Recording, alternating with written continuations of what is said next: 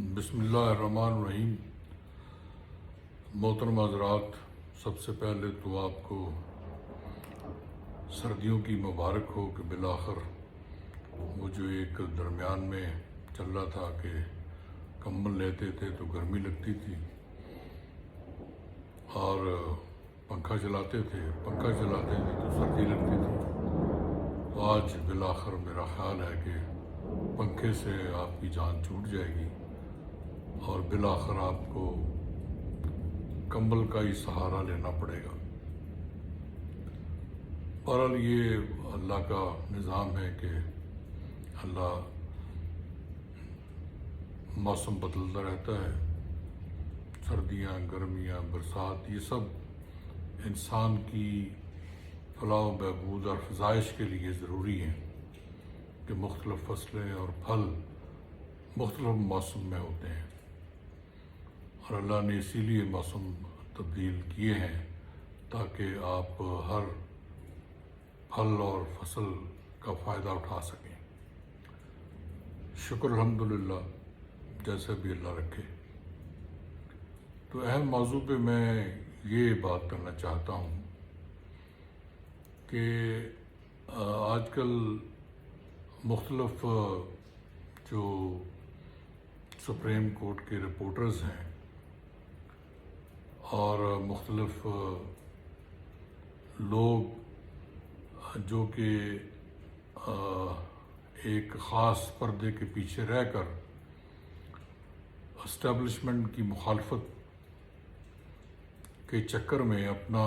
Hidden agenda پورا کرنا چاہتے ہیں، وہ ایک خاص اینگل سے پراپیگنڈا کر رہے ہیں، اور میری مراد ملٹری کورٹ سے ہے کہ جی ملٹری کورٹس نہیں ہونی چاہیے، انسانی حقوق متاثر ہوں گے، سیولینز کے جو ہے نا جی رائٹس متاثر ہوں گے، اور یہ سیولینز کے خلاف استعمال کیا جائے گا، اور اسی ضمن میں وہ مختلف ججز کو مختلف خانوں میں تقسیم کرتے ہیں کہ یہ جج جی اسٹیبلشمنٹ کے خلاف ہے، یہ جج جی اسٹیبلشمنٹ کی حمایت میں ہے، اور کہنا وہی چاہ رہے ہوتے ہیں کہ جناب یہ جو فیصلہ ہے وہ یہ جج جو ہے یہ فیصلہ کریں گے، یہ جج یہ فیصلہ کریں گے۔ حالانکہ ججوں کا یہ کام نہیں ہے کہ وہ کسی بھی فلینک میں اپنے وفاداری کا اظہار کریں اور یہ تاثر دیں کہ وہ اسٹیبلشمنٹ کے ساتھ ہیں یا مخالف ہیں۔ انہوں نے تو قانون کو سامنے رکھ کے فیصلہ دینا ہوتا ہے کہ معاشرے میں جو تمام مسائل موجود ہیں ان کی روشنی میں کون سا قانون ایسا ہے جو کہ یہاں پہ لاگو ہوتا ہے، اس قانون کے مطابق وہ فیصلہ دیتے ہیں۔ وہ کوئی قانون ساز ادارہ تو ہے نہیں۔ بدقسمتی رہی ہے کہ ہمارے ججوں نے اور عدلیہ نے قانون بھی خود ہی بنا لیے ہیں، اور ان کی جو انٹرپریٹیشن کرتے ہوئے محسوس یہ ہوا ہے کہ جو چیز قانون میں موجود ہی نہیں تھی وہ انہوں نے خود ہی گھڑ لی ہے اور اس کو انٹرپریٹ اس طرح کیا ہے جس طرح کسی اور کا ایجنڈا وہ پورا کر رہے ہوں۔ لیکن میں یہ کہنا چاہتا ہوں کہ اس میں کوئی دو رائے نہیں ہے کہ ایک سویلین قانون ہونا چاہیے اور سول کے معاملات میں ملٹری کو مداخلت نہیں کرنی چاہیے، اس میں کوئی دو رائے نہیں ہے۔ ہر قانون سے محبت کرنے والا آدمی اور ایک سویلائزڈ جو شہری ہے وہ یہی چاہتا ہے۔ لیکن کیا جب آرمی کی انسٹالیشن پر حملہ کیا جائے، آرمی کے افراد کو مارا جائے، ان کو شہید کیا جائے، ان کے کمپاؤنڈز میں داخل ہو کر دہشت گردی کی جائے، اور نہ صرف ان کو شہید کیا جائے بلکہ اغوا کر کے لے جایا جائے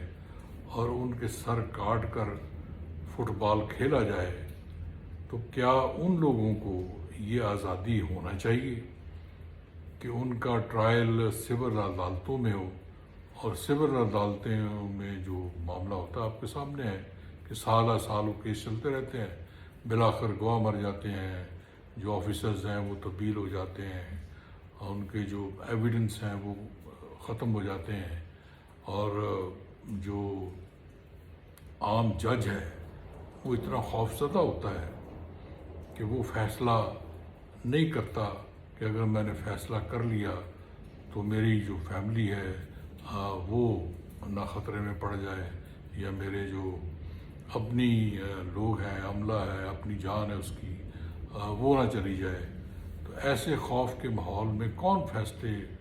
ایسے دہشت گردوں کے خلاف کرے گا؟ یہ ممکن نہیں ہے، اور اس لیے ان کے جو ٹرائلز ہیں وہ ملٹری کورٹ میں ہونے چاہیے، جہاں پہ ایک حفاظت کا عنصر موجود ہوتا ہے، اور ایک ایسا جج جو ہے وہ افسر ہے وہ ٹرائل کر رہا ہوتا ہے، جو کہ جس کو ڈرایا نہیں جا سکتا ہے، جس کو دھمکایا نہیں جا سکتا ہے۔ تو ایسا جج ہی ایسے خطرناک جو مجرم ہیں یہ ان کا فیصلہ کر سکتا ہے۔ اس کو اس تاثر سے بیان کرنا کہ شاید یہ جی سولینز کے معاملات میں مداخلت ہے، اور جی وہ کوئی اختیارات حاصل کرنا چاہتے ہیں، جب وہ اختیارات حاصل کرنا چاہتے ہیں تو پھر کون روک سکا ہے؟ آج تک مجھے بتائیں، کسی نے روکا ہے؟ سکندر مرزا سے لے کے تو آپ جنرل باجوہ تک آ جائیں، کوئی ان کے سامنے کھڑا ہوا ہے؟ اگر آپ ان کو مجبور کریں گے اور ان کے جو شہداء کے جو قاتل ہیں ان کو چھوڑنے کی بات کریں گے تو پھر ایسے ہی ہوگا، پھر تو ظاہر ہے ان کو کچھ کرنا پڑے گا۔ تو بہتر یہ ہے کہ وہاں تک نوبت نہ لائی جائے کہ عدلیہ اور اسٹیبلشمنٹ جو ہے وہ یہ تاثر دیں کہ جی وہ کوئی آپس میں دست و گریباں ہیں۔ بعض جو وی لاگرز ہیں وہ یہ کوشش کر رہے ہیں، اور وہ یہ سرخیاں بھی بنا رہے ہیں کہ جی آمنے سامنے ہو گیا ہے، وہ جو لڑائی ہو، کوئی ایسی لڑائی نہیں ہے، نہ لڑائی ہو سکتی ہے۔ البتہ یہ بھی میں سمجھتا ہوں کہ میں نے دیکھا ہے کہ جو فوجی افسران ہیں ان کی عدالتوں میں جو فیصلے ہوتے ہیں وہ زیادہ حقائق کے قریب ہوتے ہیں، اور آج تک میری نظر سے کوئی فیصلہ نہیں گزرا ہے جو قرینے انصاف نہ ہو، اور جو یہ تاثر دے کہ شاید موقع فراہم نہیں کیے گیا، یہ اس کو جو بندہ تھا بے گناہ اس کو سزا دی گئی ہے۔ لیکن سول عدالتوں میں سینکڑوں کیس ایسے ہیں جن کو سزائیں غلط ملی ہیں اور وہ بھگت رہے ہیں۔ اور میں خود بھی یہ مشرف کی جو عدلیہ بحالی تحریک میں تھا، میاں والی جیل میں گیا تو میں نے وہاں پہ دیکھا کہ بہت سے لوگ ایسے تھے کہ جو بیچارے بھگت رہے تھے، اور ان کا کوئی قصور نہیں تھا لیکن وہ جیل میں تھے۔ انہوں نے کہا جی بھی ٹرائل ہی نہیں ہوا، کوئی ٹرائل ہونے کا کوئی چانس بھی نہیں ہے۔ ظاہر ہے جو جیل میں چلا جاتا ہے اس کے تعلقات بھی ختم ہو جاتے ہیں۔ یہاں پر تو آدمی عہدے سے فارغ ہو تو اس کا کوئی تعلق نہیں رہتا ہے کسی کے ساتھ، تو جو بیچارہ جیل میں چلا جائے اس کے ساتھ کون تعلق رکھنا چاہتا ہے؟ تو میں نے دیکھا کہ سینکڑوں افراد ایسے تھے۔ تو میری مراد یہ ہے کہ جو لوگ یہ تاثر دینے کی کوشش کر رہے ہیں کہ ملٹری جو کورٹس میں ان کا ٹرائل نہیں ہونا چاہیے، وہ ایک تو غلط راہ پہ ہیں، کسی اور کے ایجنڈے پہ بات کر رہے ہیں۔ میں کھل کے بات کرنے کا عادی ہوں، اور ان کا ایجنڈا یہی ہے کہ دہشت گردوں کو ریلیف فراہم کیا جائے۔ ہاں، 9 مئی کے واقعے میں جو لوگ شامل تھے ان کو بھی سب کو سزا جو ہے میں نہیں سمجھتا کہ ملنا چاہیے۔ ان میں سے بھی ایسے لوگ جو کہ کنسپائریسی میں شامل تھے، جن لوگوں نے اندر جا کر کارروائی کی، جن لوگوں نے ایئرپورٹس کے اندر جا کر ہمارے ملٹری انسٹالیشنز کو نقصان پہنچایا، ہمارے ملٹری ایسٹس کو نقصان پہنچایا، وہ کسی ایجنڈے کے تحت تھے۔ مجھے یہ بتایا آپ کہ کوئی بھی سیاسی ورکر،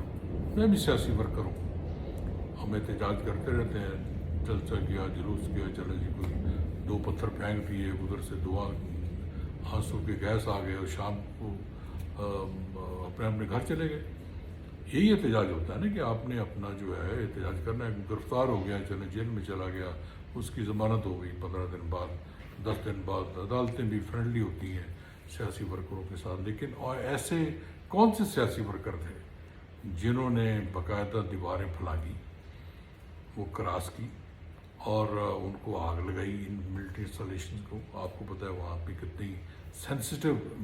मुल्क की सिक्योरिटी के हवाले से इंफॉर्मेशन मौजूद होती हैं, फाइलें मौजूद होती हैं और ट्रुप्स की डिप्लॉयमेंट होती है। ये बहुत एक मेरा जो कोर कमांडर हाउस है, ये बहुत एक सेंसिटिव जगह होती है। एक मामूली सिर्फ एक घर नहीं, एक बंदा वहाँ पे रहता है, पूरा एक सेटअप मौजूद होता है।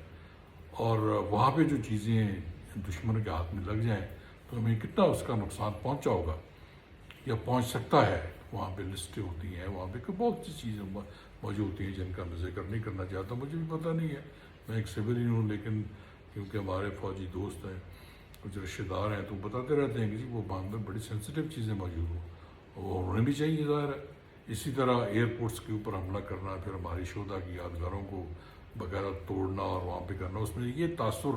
आवाम में जा रहा था कि शायद टेक ओवर भी हो गया है, ये फ़ौज जो है ना वो बिल्कुल ही डिफेंसिव हो गई है। हमारे जो इंटेलिजेंस के इदारे हैं उनके दफातर में हमला करना, आम बंदे को तो दफ्तर का पता भी नहीं होता कि कहाँ पे दफ्तर है, कहाँ पे नहीं है। पहले उनको आइडेंटिफाई किया होगा, फिर उनको टारगेट दिए होंगे, फिर लोगों को गया होगा। हो सकता है 10 बेगुनाह भी साथ